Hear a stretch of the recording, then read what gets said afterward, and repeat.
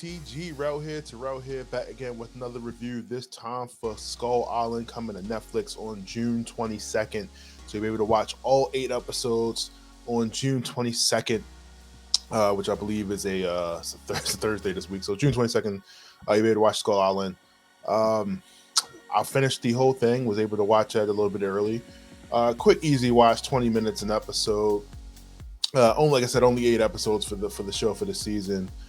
Um, Not what I expected. When I see Skull Island, I'm thinking kaiju. I'm thinking a lot of different things that I expected, and yet, we got those things, and yet we didn't. Um, I don't know if you guys have seen.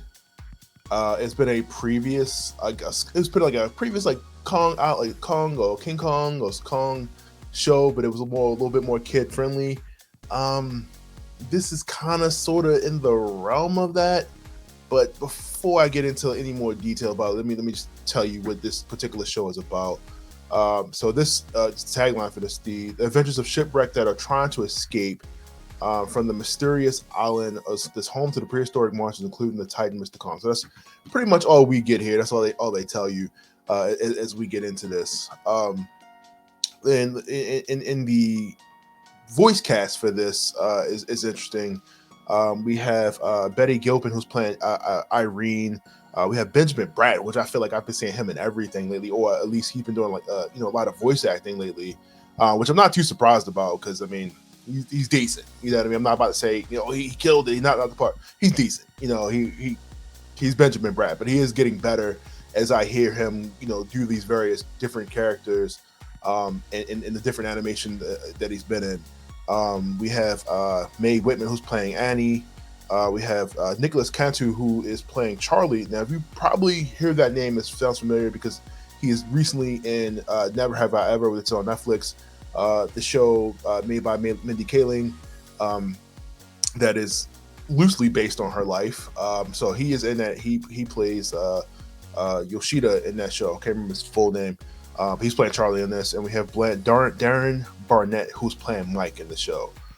So that is our main cast of characters. I mean, if you plan on watching this, I don't want to say anybody else.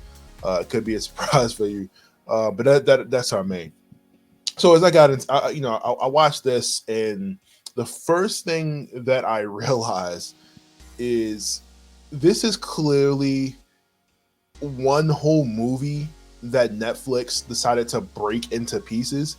And I say that because I'm really getting tired of seeing that. And I understand not everybody's attention span, they can't take the whole 2 hours, but the way that it's structured, you could tell this was meant to just be a movie because it's literally leaving and picking off from the same place. Whereas though, like most animated cartoons, you don't normally do that. You don't usually resume from the same place that you were. It's usually, you left falling off a cliff and now we're dealing with some other situation or whatever it is. But you can clearly tell this was made to be a movie that they broke down into 8 parts. And I'm not mad about that at all because, like I said, it's an easy watch. Honestly, probably for a lot of people, this is probably the best way to do it. But I just been noticing they've been doing a lot of that lately. And personally, if I'm gonna watch this, I could have just watched it straight through. But that's just my preferred way of watching this. I'm sure some people like, hey, I prefer to just doing 8 episodes versus 2 hours. They don't have the attention span for that. When the option for the Justice League cut came out, they were talking about doing that in hour pieces. But this seems to be the thing that we're doing, kind of going forward for a lot of different shows, and the way they're doing stuff now. They're taking movies and they're breaking it down and turning it into a series. Some positives. I really like some of the monster designs in the show. Very, very, very unique. One of the things I noticed is that we're on Skull Island, but they really don't give you a lot. A lot of it is just kind of the samey. We're in the jungle for the most part, but when you think about that movie and how like the unique locations of it and what it looked like, the color, they try to match that, but they somehow just fall really short of matching that energy from the various Skull Island stuff that we've seen in the past. The like I said, we get a couple of different creatures, but not a lot. I was expecting a lot more than what we got within the 8 episodes.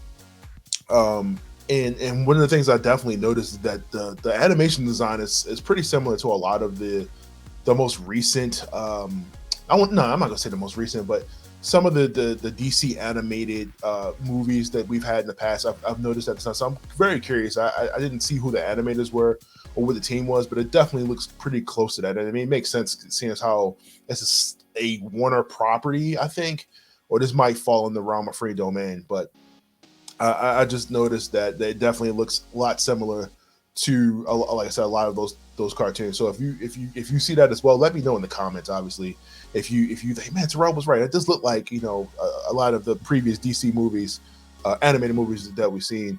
Um, One of the things that really bothered me as I watched this, and like it says 8 episodes, very very slow, very slow. I feel like it doesn't even really start jumping until like episode 4 or 5. Like you really don't really get to the point of like what's going on. They kind of leave you in the dark of like what it is.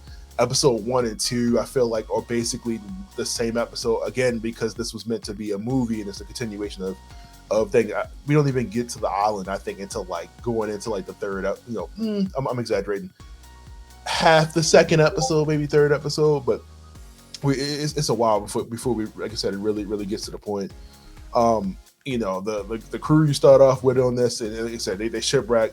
A lot of the people, they ain't making it to Skull Island. So if you had any characters that you like, oh yeah, like, you see how many people I named in the voice cast, you can pretty much do process of elimination of who's making it to Skull Island at this point. Oh yeah, and let's not forget the biggest, no pun intended, the biggest thing about this is Kong. Yeah, he's in the artwork. He's in pretty much everything about this, and yet you barely see him. I'm offended that. I mean, I'm not sure what the direction was with this, or if the plan is to try to get this, keep this going for a while, but didn't feel like it to me. Kong is barely in the movie. I expected to see more, him to do more. It just kind of felt like, I don't know. I mean, he just felt like, this wasn't. I mean, it's called Skull Island. It's not Kong Skull Island, but I just felt like they were just on Skull Island and he was just there. Like I said, I expected a lot more of what we get giant birds in this. We see giant crabs. We see a lot of giant everything. But in the middle of this, there's a lot of the mystery of this character Annie, who escapes from the island and everybody's chasing them. And again, like, everything being so slow, you just really don't find out until way later, like, what is the point and purpose of them chasing them. She's walking around with her dog, and that's all I'm gonna say about that. You'll see it as you watch it, but like I said, it's just really slow building to get to what the point they need to make about this. Overall, I mean, it was okay. Like, it's not something that I need to watch again. If it didn't get a second season or whatever, or a second movie, however they decide to do this, it wouldn't bother me none whatsoever.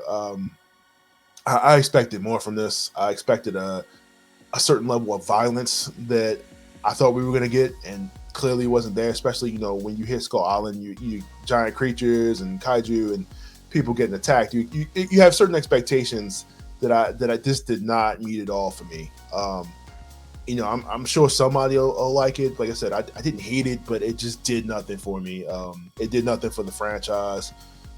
They probably could have just did this without even mentioning that Kong, or they don't say Kong, but that he's even in this at all. The biggest grab, I think, is even probably mentioning that, well, showing him in a lot of the promotional stuff for the show. But other than that, it's just okay.